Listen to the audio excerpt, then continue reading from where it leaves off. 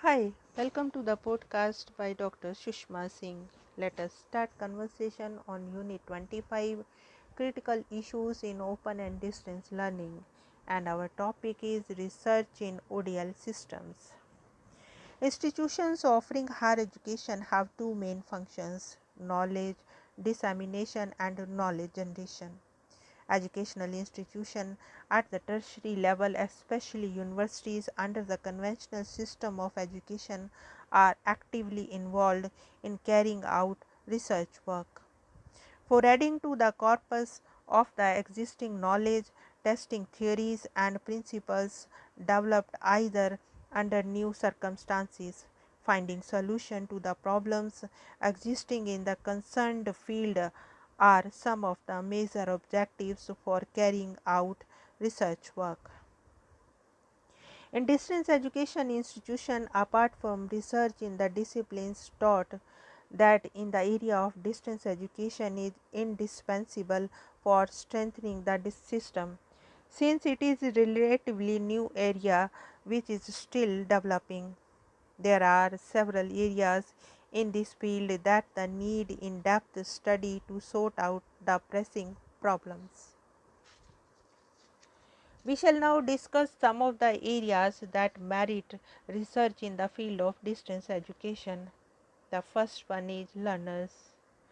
The socio-economic and academic background of students who enroll in distance education, their learning styles, constraints, level of motivation, etc.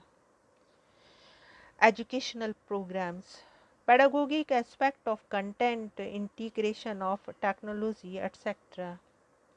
Media, use and integration of different types of media in educational programs so as to have a multimedia approach, use of media by learners, etc.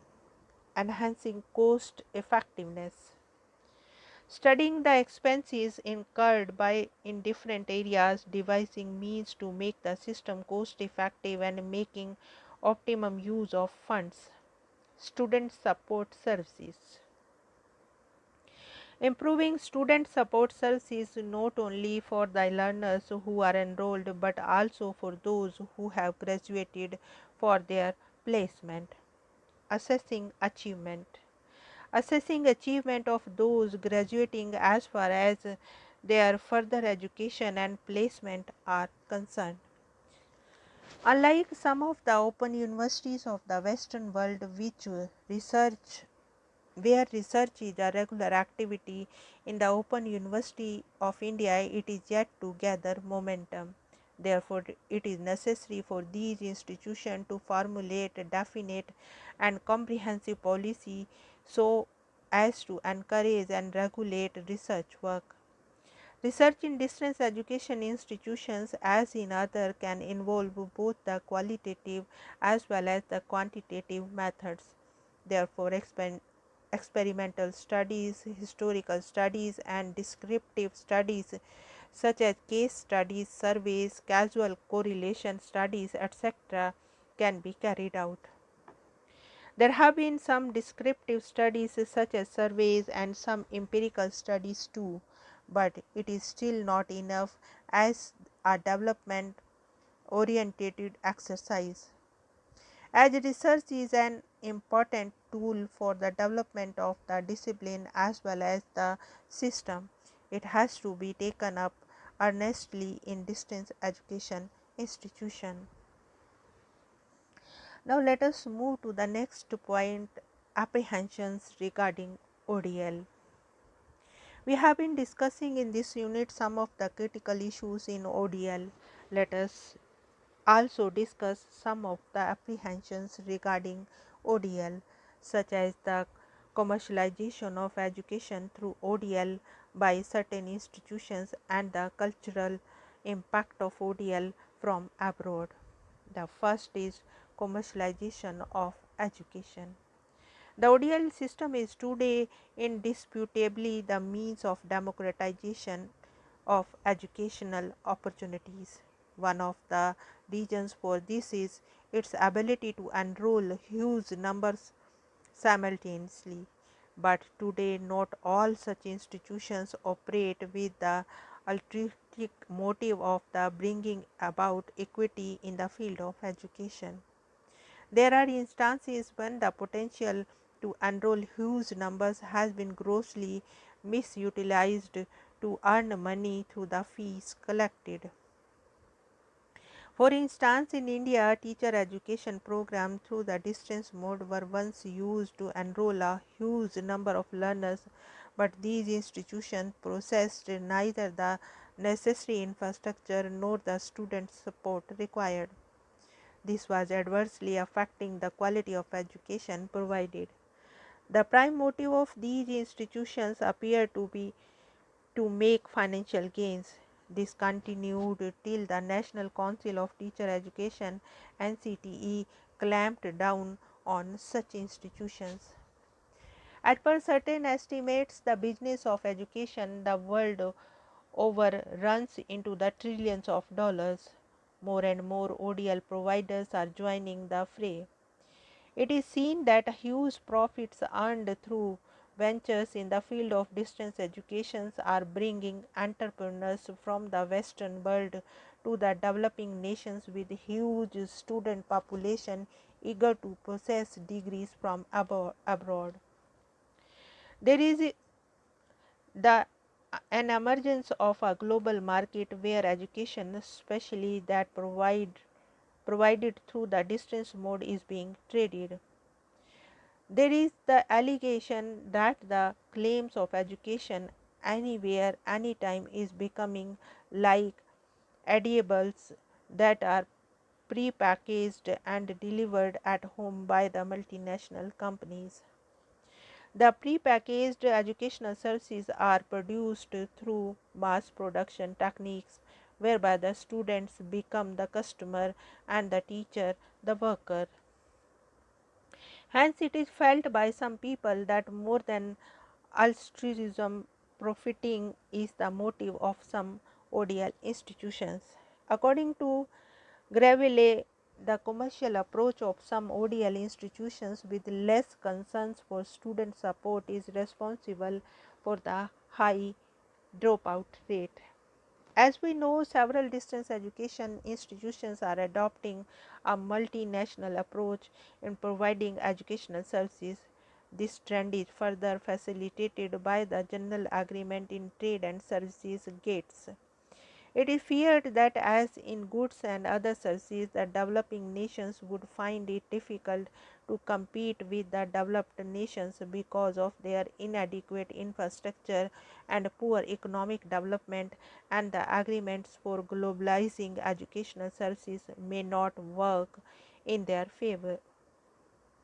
The educational scenario of these countries would then be captured by the technologically advanced developed countries, and their educational services would thus flood the markets of the developing world. It is therefore necessary to check such commercial motives and formulate norms to regulate the operation of ODL institutions. In India, the DEC, UGC, NCTE, and other professional educational councils are monitoring distance education institutions to check profiteering and commercialization. Now, the next point is cultural impact of ODL. As we have discussed earlier, owing to globalization and agreements like GATS, educational services, including ODL from across jurisdictional boundaries, are expected to enjoy steady growth in coming years. The former would be the provider, while the latter would mainly be receivers. We know that the education is the means of preserving and transmitting culture. Therefore, there is an apprehension that the educational services from abroad would bring along with them the cultural influence of the service providers. If there is one-way traffic of education from the technically and financially rich Western countries towards the developing nations, there could be cultural hegemony, whereby the Western culture would dominate that of the developing countries. resulting in a new kind of imperialism, neo-colonialism. In case there is exchange of educational services among different nations, there would be a cultural homogenization with the loss of richness and uniqueness of different cultures. It is also feared that curriculum designed by foreign nationals may not reflect the ethos, values, traditions, and aspirations of the local people. The apprehension regarding the cultural influence of ODL is, however, not only for ODL from abroad because of the several benefits of ODL, especially that it allows learners to access the best educational services from any part of the world, coupled with the fact that globalization as well as ODL from abroad cannot be whisked away. A pragmatic view has to be adopted. ODL services should not weaken national initiative, and their accreditation, entry and operation should be regulated by norms prepared by the government for foreign education providers.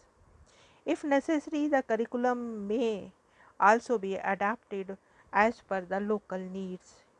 It is to be ensured that the curriculum takes adequate care to preserve and transmit the local culture and is sensitive towards it. Let us conclude the unit. In the modern world, education is the key to all round progress. In the globalized economy, only knowledge based societies can thrive. Hence, it is necessary to ensure that education reaches one and all. The conventional system, because of its inherent rigidities and limitations, cannot take education to one and all. Hence, the ODL is the only recourse which can overcome all barriers imposed by geographic isolation, social problems, etc. For ODL to achieve its goals, there are certain critical issues that merit our attention. These issues, if adequately addressed, can help the ODL system in the attainment of goals that have been set.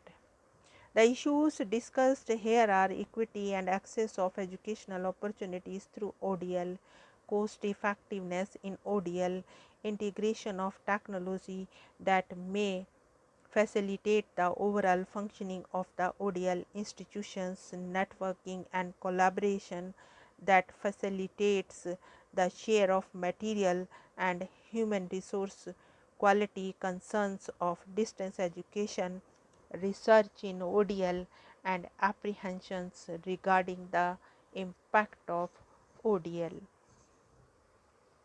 Here we wind up this conversation, and thank you so much for choosing this podcast. And we have reached to the end of the unit also. And thank you again for choosing this podcast.